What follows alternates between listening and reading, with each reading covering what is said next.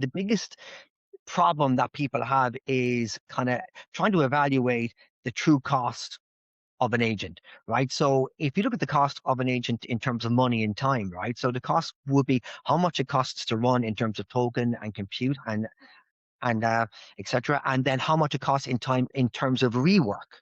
Okay, so you add those together and you get the true cost. So if you choose a cheap model, you're going to probably have to rework it more.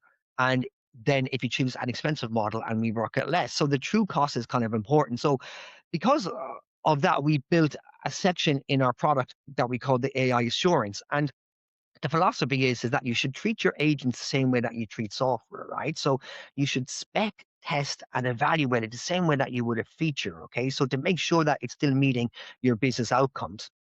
And where that gets more difficult with an agent than with general software is the inconsistency of the output of an agent. Um, and that the models can change over time, and that not all models are equal either. So very often you got to choose the model that's best suited to your use case at the correct price point. So what we built was we built a kind of an automated testing suite which allows you to create a test suite of test cases for each agent, with expected outcomes, and basically then have then run those test suites against a multitude of models, and then have a judge LLM judge the output based on various scoring mechanisms so that you can immediately see what LLMs are more suited to your particular agent, what you're trying to achieve, and your use case.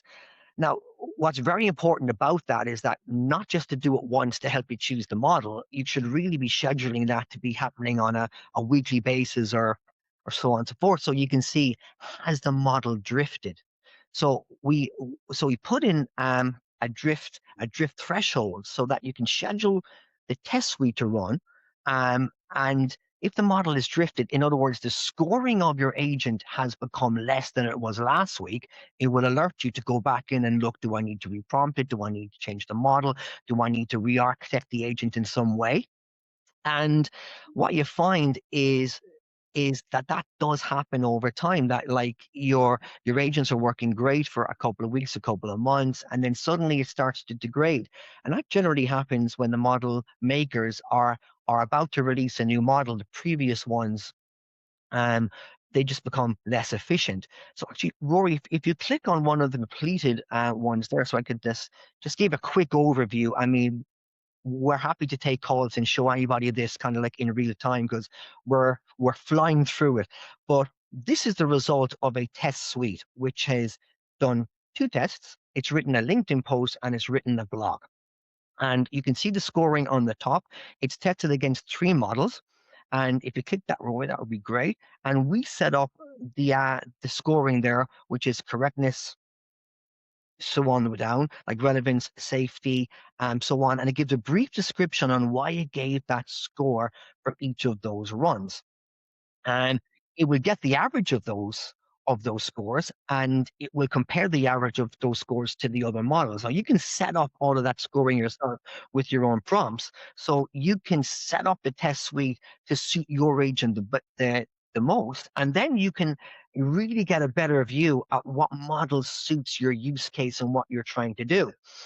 But what we also added into this was, if you scroll down to the holistic part there, was it takes all of the outputs of all the use cases from all the models, and it does a full analysis of it. And it will give you a full analysis of why you chose one model over the other, recommendations, so on and so forth. And we find that just by using this, it's improved our own agents absolutely massively. Because you can actually see what it's doing, understand what it's doing, and you're scoring it against different things, but you're putting in different use cases to the agent, and you're scheduling it and you're running it. And we find that this is one of the most effective ways of actually ensuring quality across your agentic platform. Yeah, with that, John, as you're kind of going through it, it's this is just relevant for me because I've been doing this over the past couple of days with my own work. internally in Screendragon, I set up a couple of agents to connect with our customer success software, our internal product tracker of Screendragon, etc. And for that to come back and bring all that information back. When I set it up, actually, I think I used Claude 4.6, which was, probably top of the range kind of in terms of the models that were there. And you made a point earlier of, you know, you want some of the better models to do it. That's relevant to the task, isn't it? Because Yeah, it is.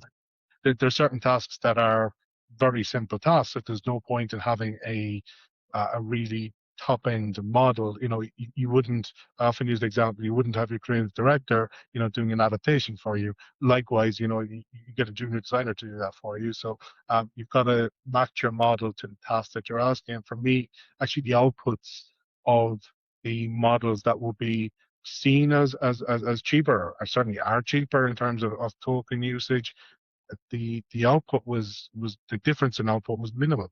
And actually, so it was like, well, it was a no-brainer to drop my model down and use that instead. Yeah, and that's exactly why kind of like we have this tool, because it really allows you to see in real time what the model's actually doing and like what suits your needs the best. We can also use this approach to actually route to various models at different price points.